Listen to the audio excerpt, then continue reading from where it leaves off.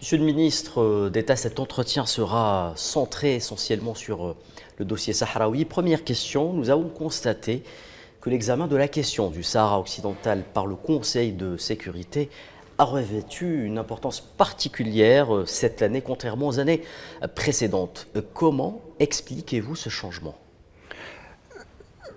Permettez-moi de poser quelques éléments de contexte.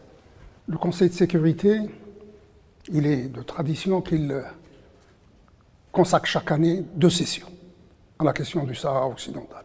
Une session au cours du mois d'avril et une autre au cours du mois d'octobre. La session d'avril est consacrée à l'évaluation des travaux de la MINURSO elle-même, la mission des Nations Unies au Sahara occidental. Quant à la session d'octobre, c'est une session qui est traditionnellement réservée au renouvellement du mandat de cette mission. Et cette année, la particularité a été que cette occasion du renouvellement de la mission des Nations Unies au Sahara occidental a voulu être saisie par le Royaume du Maroc comme une occasion d'opérer un passage en force sans précédent. Il s'agissait pour le Maroc de faire passer 3 idées qui lui tiennent particulièrement à cœur. La première, c'est le démantèlement de la MINURSO ou la transformation radicale de son mandat. Deuxièmement, imposer le plan d'autonomie comme solution unique et exclusive à la question du Sahara occidental et tuer définitivement l'idée d'un référendum d'autodétermination. C'est ça, en fait, qui a été à l'origine de cet engouement particulier que nous avons perçu cette année autour de la question du Sahara occidental. Monsieur le ministre, comment évaluez-vous aujourd'hui le contenu de la résolution 2997 adoptée par le Conseil de sécurité sur la question justement du Sahara occidental? Là, il faut justement revenir aux objectifs du Maroc. Les objectifs du Maroc étaient codifiés à travers ce qu'on a appelé le draft zéro, le projet de résolution originel. Effectivement, lorsque vous regardez le draft zéro, le fameux draft originel qui a été soumis au Conseil de sécurité, vous constatez que, il était question que la MINURSO ne dure plus que 3 mois. Son mandat devait prendre fin au mois de janvier 2026. Et qu'à cette occasion-là, on procéderait soit à son démantèlement pur et simple, soit à radicalement transformer son mandat, le Maroc souhaitant que ce mandat soit transformé en soutien à la mise en œuvre du plan d'autonomie du Maroc. C'était le premier élément de déséquilibre dans ce projet de résolution. Deuxièmement, le plan d'autonomie marocain était considéré comme le cadre exclusif, unique, pour le règlement de la question du Sahara occidental.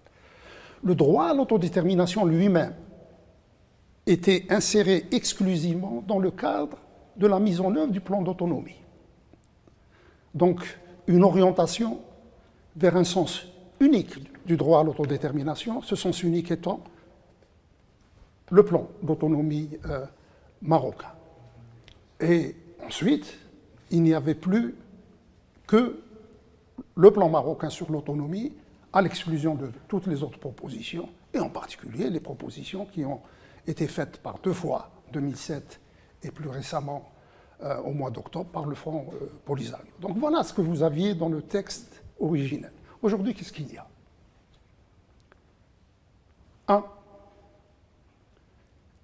Le principe que le Maroc a tenté désespérément d'inscrire, celui de sa souveraineté sur le Sahara occidental, a été enlevé. Le texte a été expurgé des 2 références qui étaient faites à ce principe dans le dispositif du projet de résolution.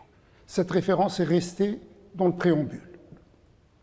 Elle est restée dans le préambule avec moins de force juridique, mais au plan du dispositif lui-même, du dispositif de la résolution, il n'y a absolument plus aucune référence, ni à l'État marocain, ni à la souveraineté de l'État marocain sur le Sahara occidental. Deuxièmement, le plan d'autonomie n'est plus le cadre exclusif de règlement de la question. La résolution a ouvert le champ à d'autres idées, à d'autres plans alternatifs. Ça, c'est très, très important. Le droit à l'autodétermination a été découplé par rapport au plan d'autonomie. Il doit s'exercer conformément à la légalité internationale, conformément à la Charte des Nations Unies.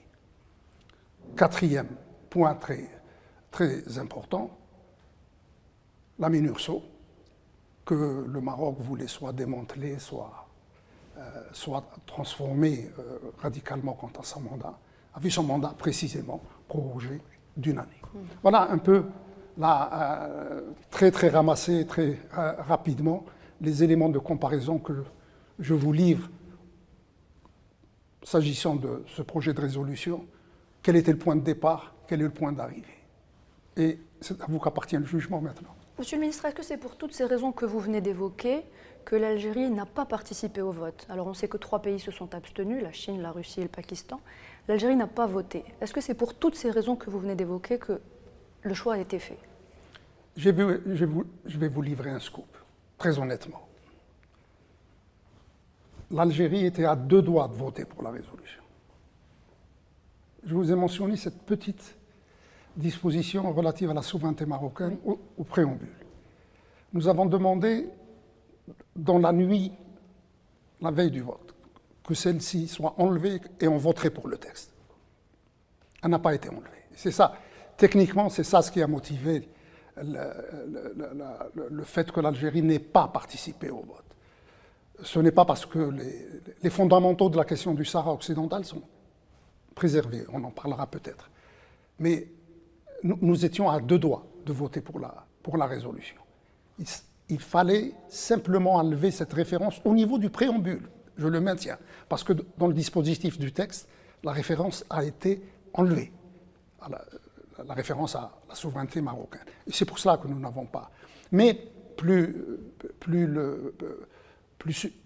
substantiellement, disons, nous accordons beaucoup d'importance au fait que tout ce processus conduit par les Nations Unies en matière de parachèvement de la décolonisation du Sahara occidental soit strictement conforme à la résolution des Nations Unies. Écoutez, on les appelle les territoires non autonomes.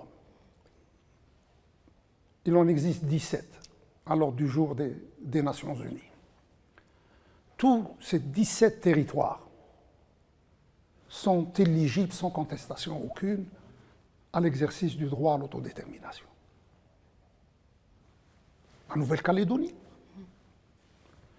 les territoires sous domination britannique, les territoires sous domination de la Nouvelle-Zélande, tous ces pays, tous ces territoires appelés territoires non autonomes sont éligibles au regard des Nations Unies, éligibles au droit à l'autodétermination. Pourquoi devrait-il y avoir un exceptionnalisme sahraoui? Alors qu'il s'agit d'un pilier de la Charte des Nations Unies. Le droit à l'autodétermination est un pilier de la Charte des Nations Unies et c'est un pilier de la diplomatie algérienne pour une raison très affective, très émotionnelle. D'ailleurs, beaucoup d'Algériens ne le savent certainement pas. C'est la question algérienne aux Nations Unies qui a été à l'origine de la résolution 1514 qui organise tout le dispositif d'exercice du droit à l'autodétermination. Donc ce principe a une résonance particulière chez les Algériens d'une manière générale et chez les diplomates algériens d'une manière particulière.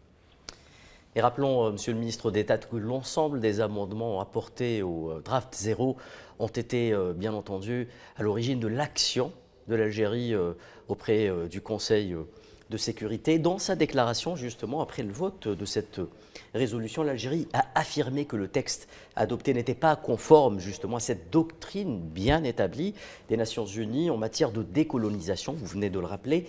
Pouvez-vous nous expliquer cela? Écoutez, vous revenez encore une fois au draft 0, c'est-à-dire le draft originel. Ce draft ce projet de résolution était tellement déséquilibré, il était tellement partial, au point qu'il ne reflétait que la position d'une partie. C'était tellement outrancier qu'au bout du compte, il y a eu 8 pays, plus de la moitié des membres du Conseil de sécurité, qui ont introduit des amendements. Il n'y avait pas que l'Algérie qui avait introduit des amendements. 8 pays de tous les continents ont introduit des résolutions parce qu'ils ont estimé que c'était trop, que le texte était trop partial, trop déséquilibré, trop en faveur d'une partie et trop contre l'autre partie. Et donc, il y a eu ces amendements. Nous-mêmes, nous avons aussi présenté nos amendements. Et nos amendements ont tous tendu vers 3 objectifs. 1. Le plan d'autonomie ne saurait en aucune manière être le cadre exclusif et unique de la recherche d'un règlement politique à la question du Sahara occidental. 2. Le droit à l'autodétermination du peuple sahraoui doit s'exercer conformément au droit international, à la Charte des Nations Unies, à la résolution 1514, et non pas conditionné au contenu du plan d'autonomie marocain. Et 3, la MINURSO doit être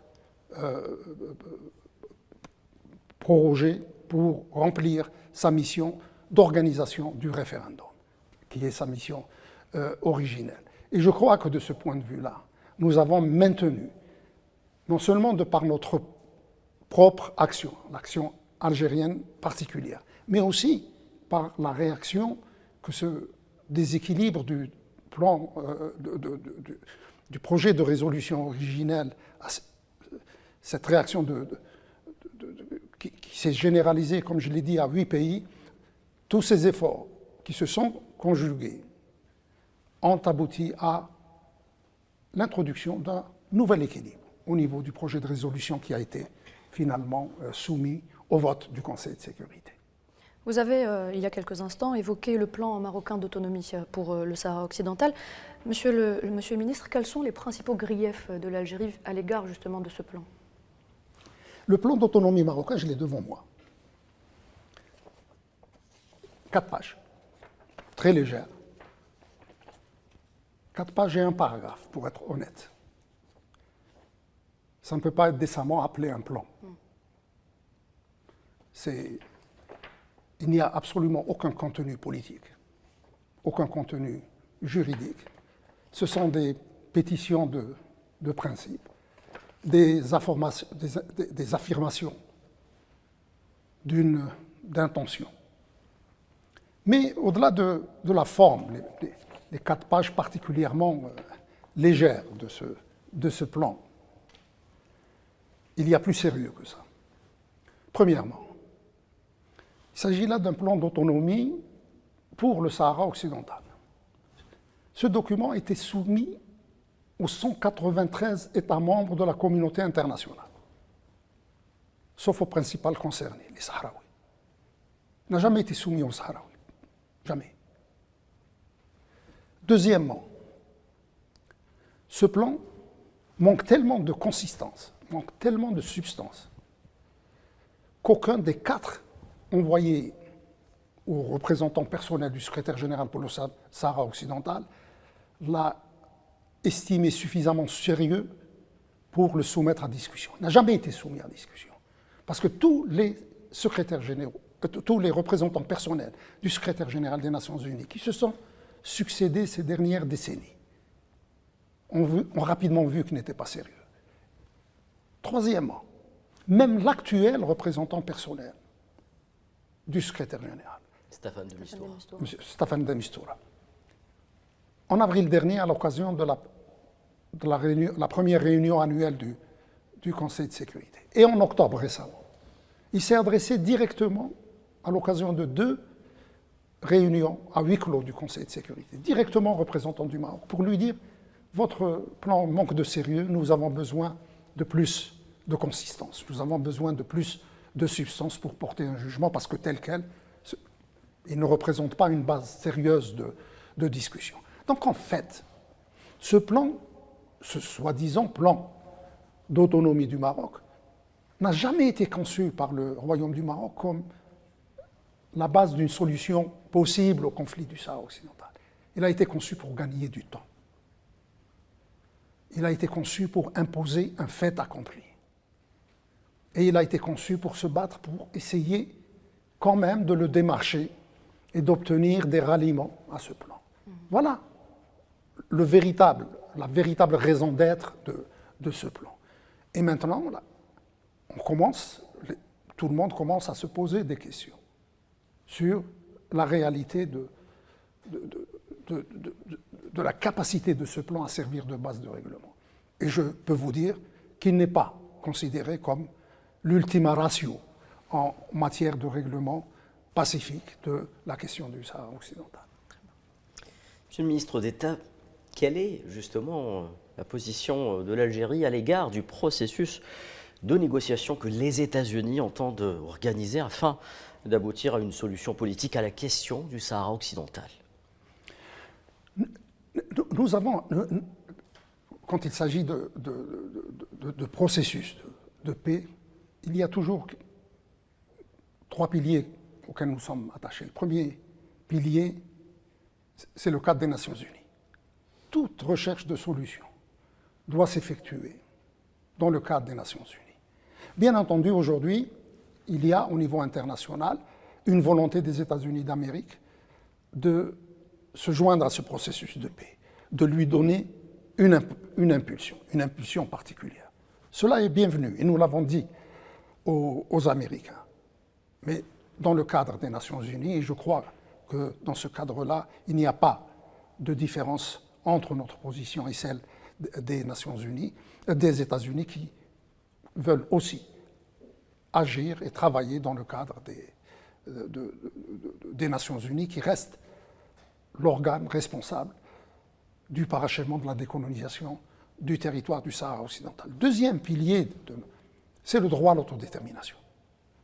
Le droit à l'autodétermination doit s'effectuer conformément au droit international, conformément à la Charte des Nations Unies, conformément à la résolution 1514 des Nations Unies. Et, troisièmement, il doit y avoir d'autres possibilités de règlement autres que le plan d'autonomie marocain. Et je crois pouvoir dire que je suis personnellement satisfait de la récente déclaration du conseiller spécial du président Trump, qui a précisément insisté sur ces éléments-là. Oui. Dans une interview qu'il a accordée hier ou avant-hier à l'un de vos confrères, pour ne pas le nommer, il a clairement dit que le plan d'autonomie n'est plus le seul cadre de règlement et qu'il y a une ouverture vers d'autres plans, vers d'autres idées en matière de recherche d'une solution politique au conflit du Sahara occidental. Il a parlé du référendum d'autodétermination. Et où il a dit, quelle que soit la formule qui viendra, qui sortira, qui émanera des deux parties au conflit, elle devra faire l'objet, il n'a pas utilisé, pour être honnête, il n'a pas utilisé le mot référendum, oui, mais il a parlé de vote, de suite. Et donc, c'est un point très important. Et troisièmement, cet autre pilier, c'est le Front Polisario. Et là, la résolution aussi. Il y a beaucoup de choses que les Marocains veulent passer sous silence et dans leur réaction un peu trop exubérante à mon goût, ils ont oublié que la résolution parle du peuple du Sahara occidental, qu'elle parle du Front Polisario. Le Front Polisario, monsieur le ministre d'État, qui, sans mauvais jeu de mots, a opposé son veto préalablement au vote à ce processus de négociation annoncé par les États-Unis? Préalablement au vote, je pense que maintenant il faut faire une nouvelle évaluation de la résolution finale telle qu'elle est sortie, parce que cette résolution, et c'est notre évaluation en Algérie, cette résolution préserve tous les fondamentaux du règlement juste de la question du Sahara occidental. Comme je l'ai dit tout à l'heure, le plan d'autonomie est devenu une option parmi d'autres. Le droit à l'autodétermination doit s'opérer conformément au droit international. Les négociations entre Marocains et Sahraouis seront l'instrument de conclusion de cet accord de paix. Donc tous les fondamentaux sont préservés. Et c'est à la lumière de cette donnée fondamentale qui a été concrétisée lorsque l'on voit tout le chemin parcouru par rapport au projet de résolution originelle et celui qui a finalement émergé des débats du Conseil de sécurité qu'il faut prendre position. Très bien. Monsieur le ministre, on va à présent s'intéresser à un autre dossier, si vous le voulez bien. Le 30 octobre dernier, l'Assemblée nationale française a adopté un projet de résolution demandant au gouvernement français de dénoncer l'accord de 1968, régissant, vous le savez, les conditions de circulation, de séjour et de travail des Algériens en France. Quelle est votre réaction à cette initiative? Très sincèrement, j'ai beaucoup de respect pour l'Assemblée nationale française. Mais lorsque j'ai vu ce vote, je vais être très honnête avec vous, je vais vous dire la première pensée qui m'est venue à l'esprit. La course à l'échalote se poursuit. Et c'est attristant de voir un pays aussi grand que la France de faire de l'histoire d'un autre pays, un pays indépendant, souverain, l'objet d'une compétition électorale anticipée en France. Fonds de commerce électoraliste. J'ai dit déjà course à l'échalote, ça m'a coûté, je ne voulais pas encore ajouter cela. Maintenant, sur le fond,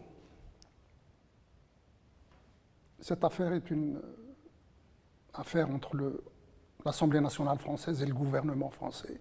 C'est une affaire intérieure. C'est une affaire franco-française. Elle ne nous concerne pas pour le moment. Nous, elle pourrait nous concerner si ça devient une affaire de gouvernement à gouvernement, parce que l'accord de 68 est un accord intergouvernemental, c'est un accord international. Et le gouvernement français ne nous a rien dit à ce sujet.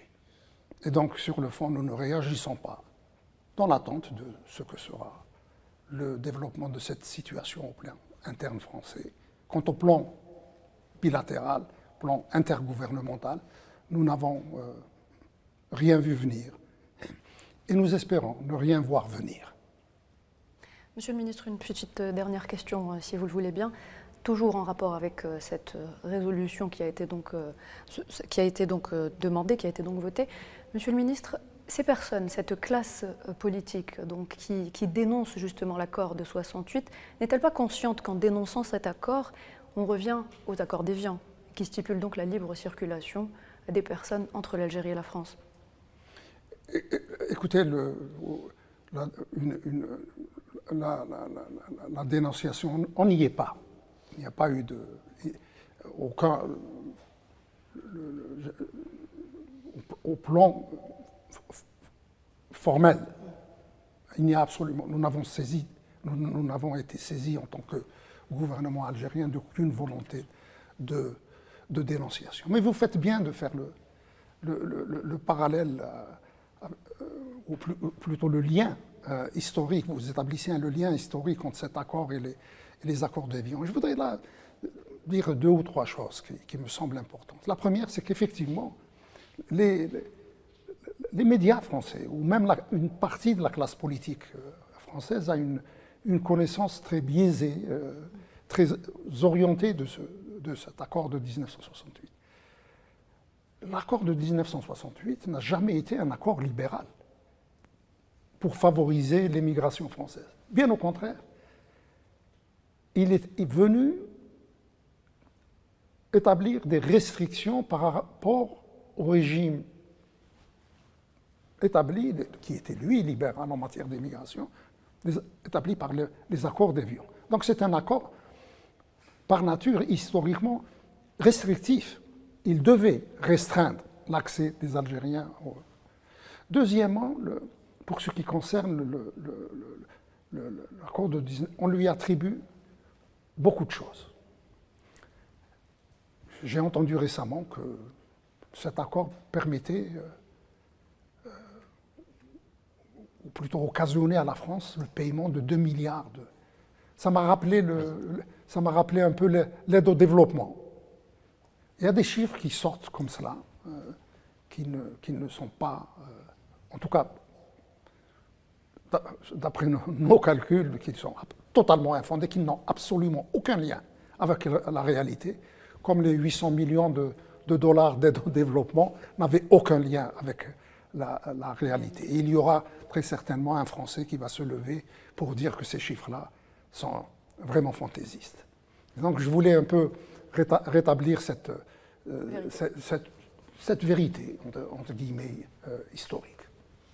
Monsieur le ministre d'État, peut-être permettriez-vous une dernière question avant de conclure cet entretien sur la relation de l'Algérie avec le continent africain et cette profondeur africaine retrouvée depuis l'arrivée du président Abdelmajid Tebboune à la tête de l'Algérie. Est-ce que l'Algérie revient assurément justement vers cette appartenance naturelle qu'est le continent africain? L'on a vu justement à travers le bal diplomatique entre l'Algérie et plusieurs pays africains ces dernières semaines. Je ne crois pas personnellement qu'on n'ait jamais quitté le continent africain ou que nous ayons manqué à nos devoirs envers ce continent qui est le cadre naturel d'expression de nos solidarités, de nos coopérations, de nos partenariats. Mais très certainement, il y a une fibre africaine chez le président, incontestable. Je le dis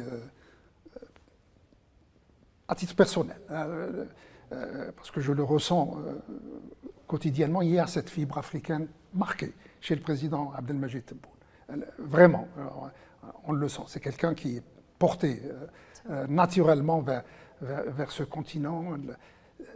Et il l'a prouvé aussi. Il ne s'agit pas simplement de sentiments, il l'a pris par certaines initiatives majeures, importantes, qui ont eu un impact sur le déploiement diplomatique de l'Algérie en Afrique. Cette fibre africaine du président facilite la tâche pour les diplomates que nous sommes, parce que nos partenaires le ressentent, très sincèrement.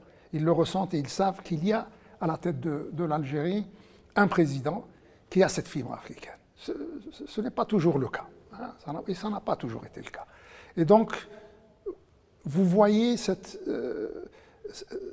attraction supplémentaire, cette attraction nouvelle supplémentaire exercée par l'Afrique sur l'Algérie, mais il y a aussi une attraction réciproque. Et vous avez ce que vous avez appelé l'engouement africain que l'on ressent ici à travers les visites, à travers les manifestations africaines qui sont organisées ici.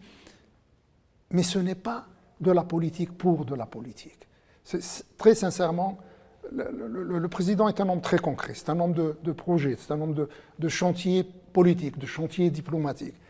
Et il veut que ces sentiments de l'Algérie pour l'Afrique soient bâtis sur des réalisations. Et je crois qu'il l'a démontré à travers les manifestations que nous avons organisées. La toute dernière a été la foire l'IATF, qui a été un grand succès pour l'Afrique et pour notre pays. Il y a l'attachement aussi au développement de ces zones franches dans tous nos voisinages africains. Il y a ces grands projets de fibre optique, de liaison transsaharienne, du gazoduc transsaharien. Ce sont des chantiers, je vous l'assure, que le président suit personnellement. Et il passe son temps, une grande partie de son temps, pas tout son temps, mais il les suit avec une une rigueur, avec une vigilance qui est remarquable. Et je tenais vraiment à le dire en guise de témoignage personnel de quelqu'un qui voit ça au jour le jour.